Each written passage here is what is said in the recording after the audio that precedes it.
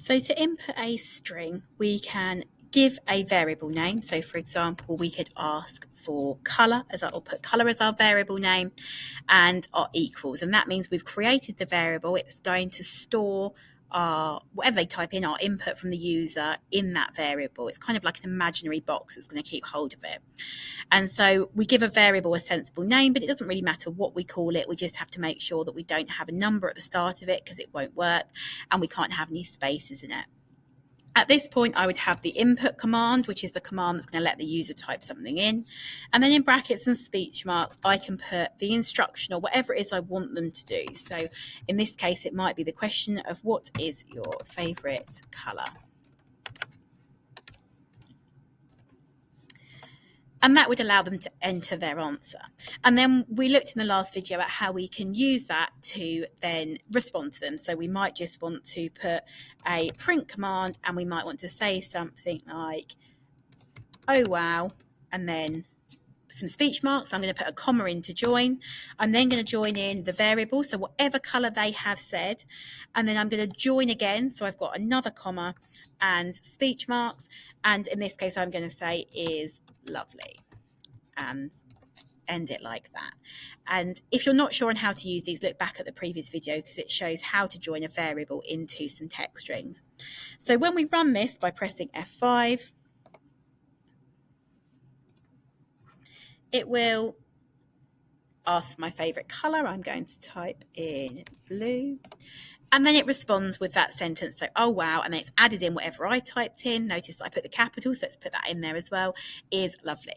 And so that's how we can get someone to input a string and how we can respond to it. But sometimes people will type in a number, and we might want them to type in a number because maybe we want to do a calculation with it later on, or we might want to do a comparison and see if that number is greater than something else.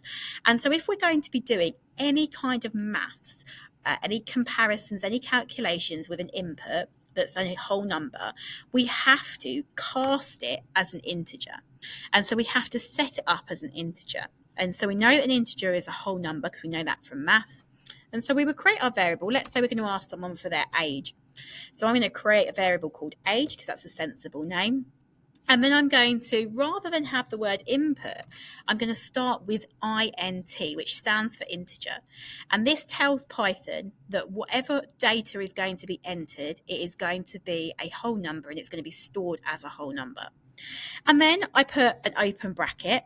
And at this point, I carry on as if I was just asking for a normal input. So I put input, I put my bracket and my instruction or my question. So I'm going to go for how old are you?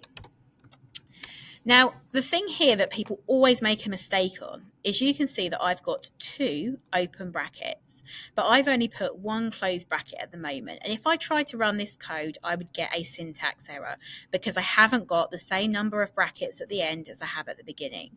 So if I am casting something as an integer like this, I have to make sure that I've got two closed brackets at the end. And that's a really common mistake. And if it's not working, go back and check your brackets. That's probably where you've gone wrong. And then I can use that variable in the same way that I use the others. So I can print just the variable on its own and it will reply to me with whatever they have put in. So if I run that, if they ask how old are you, and I put, let's go for 103, and it will reply back with that. If I wanted to put it in a sentence, as long as I use the commas, it will work. So if I wanted to then reply to them and say you are, and then join, so that comma to join it, if I want to say you are and then insert the age variable, it will run. So let's go for 65 this time. There we go. So it will reply.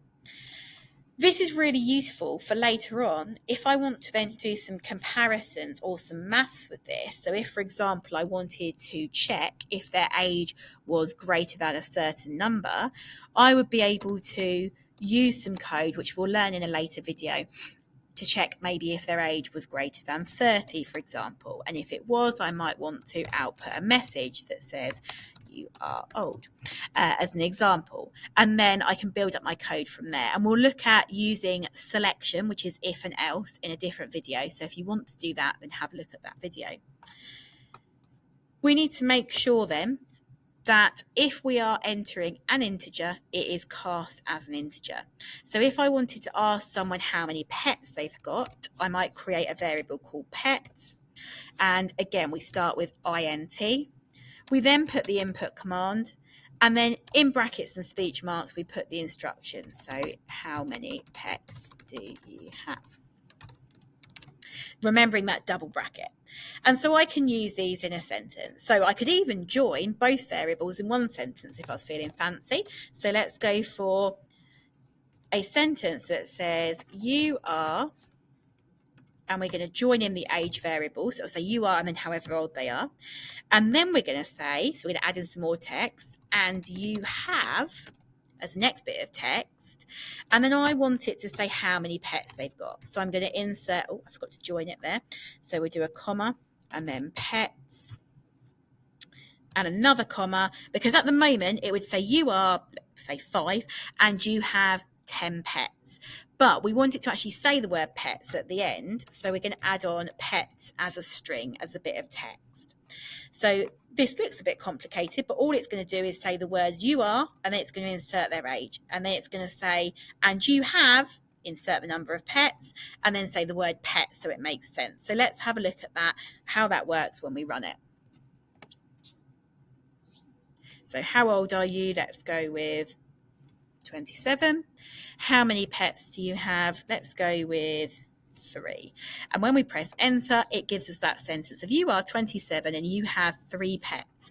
So you can see there that not only have we learned how to use an integer, but we've also learned how we can join 2 variables into one output.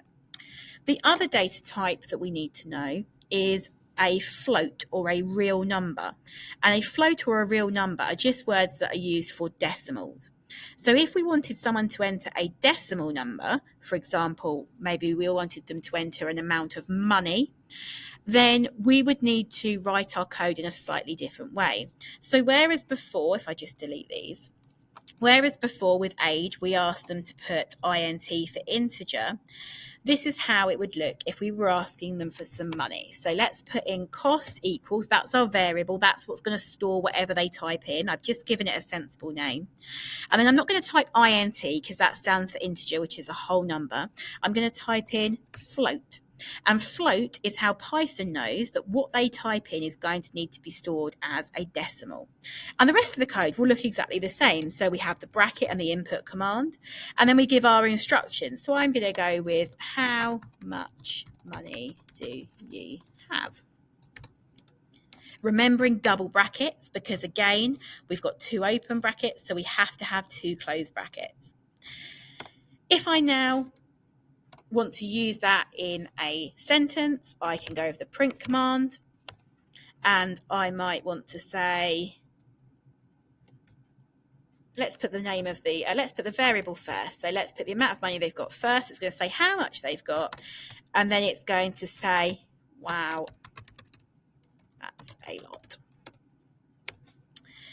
So it's going to say however much they've got, and it's going to add on the text, wow, that's a lot. So let's run that and see how it works if we type in a decimal. So it's going to ask how old we are because I forgot to take that a bit out. So I'm just going to add in a random number there. So how much money do you have? Now I'm going to go for £1.50. And it has taken the 0 off because it has remove that part for now, and we can look at that in a more higher level video later on. But it's going to put that decimal, and then it's going to put the text.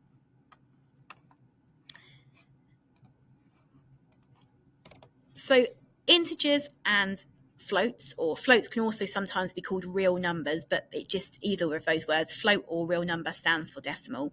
Integers and floats do have to be set up properly in Python, otherwise they won't work properly and it won't quite work in the way that you expect. But the only difference, so if up the top I just add here, if we were asking someone, like we did when we asked their name, all we did when we asked their name was put the input command and our question. I'm just going to do a shortened version there. The difference, if we look at them all in the same, let's remove that. If we look at them all in the same place, we've got this one, and I'm just going to add a comment in here in case you want to take a screenshot. So this one is inputting a string. This one, and we can add in the hash symbol when we want to put in comments to annotate our code. Anything after a hash symbol won't run, so it won't mess up your code, but it can be really useful for labeling what you've done when you're trying to remember what it was you were doing. So for age, this one is inputting an integer, and this one is inputting a float. And I'll leave that there just in case you do want to take a screenshot as a quick reminder.